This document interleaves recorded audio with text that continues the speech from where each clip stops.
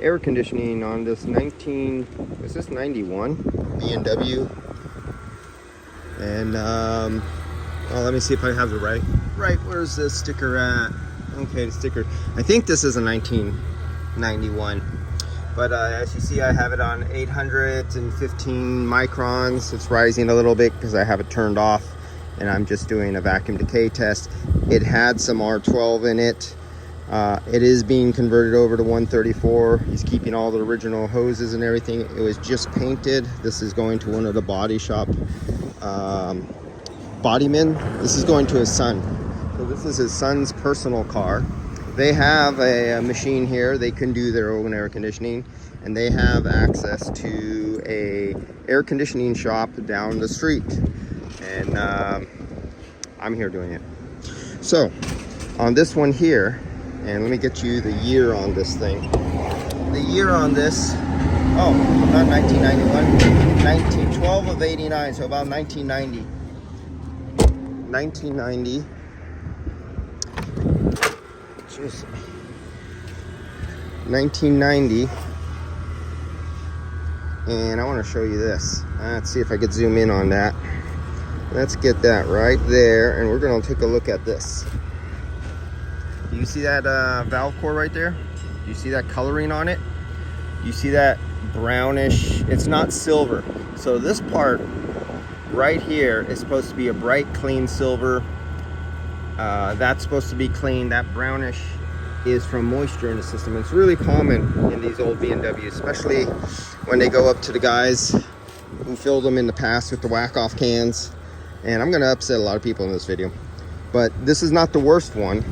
But what happens on these B&Ws with these metal receiver dryers that are, no, I shouldn't say metal, they're all metal, but steel receiver dryers, is when you hook up with your machine to those guys who don't change their filter dryers, the desiccant, to dry out the refrigerant from all the vehicles that contaminated the system with moisture, especially when they came from body shops.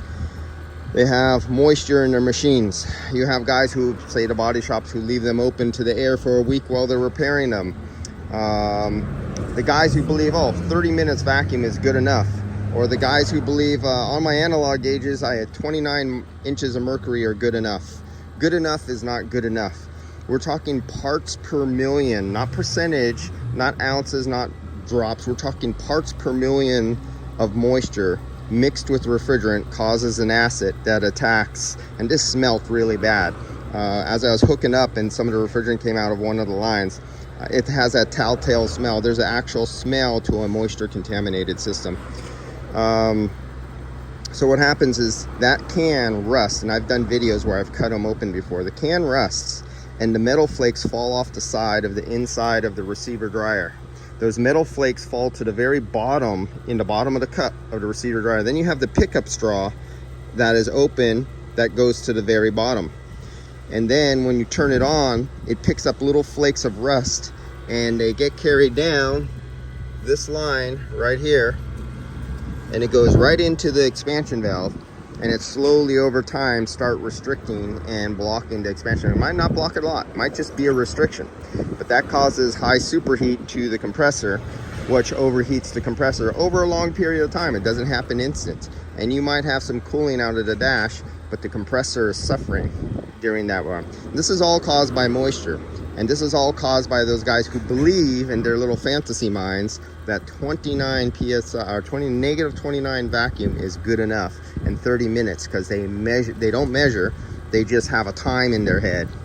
And to get something like this, the moisture out of the system, you can't get it all out, but you would have to change the receiver dryer. If it was my own car, family members, or have time, this would be a prime candidate for just leaving it in the garage on the vacuum pump overnight, because there's nothing you're gonna do when they start rusting out like this from the amount of moisture. The acid has already been made. What damage is done is already done. You can't undo it. All you can do is slow it down and try to get the system to work better. And that's what I'm doing here with this vacuum pump. Since this one's rated for going down to 3 microns, it would be nicer if I just had the hose directly right to the fitting. That's about it on this one. I'm gonna fill it back up now and we're going to get this running. His complaint was the compressor was running, spinning.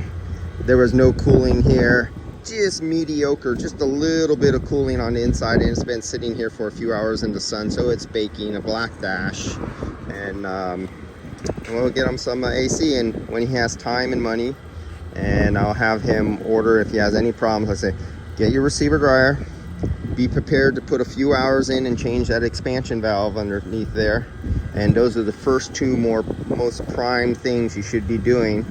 And any of you do-it-yourselfers, I always tell you, take off the old compressor, pour out all the oil out in the system, oil balance, and pour fresh oil back in there. When they're this old, it would be nice theoretically if you can flush everything on every car, but you can't all the time, especially when it's a do-it-yourself person. They might not have the time or money right now, so you make an appointment and tell them, okay, when it's time for your next service or anything, be prepared and have that receiver dryer rating, have that new expansion valve, and be prepared. Let's if the compressor is still good, let's take the compressor off, or have you take the compressor off, dump it out. I'll even fill it up for you. You put it back on, call me. And I do this for some of the body shop and mechanical guys, the actual mechanics in-house and stuff like that. I do that little extra mile and help them get a longer lasting, better performing system if they can. If they can't do it all right now, but it's summer right now and they need AC running. So let me turn this vacuum back on, and we'll get him up and running. All right, be back, guys. Another video on this one. Let's see how it performs. And it's getting converted over to 134.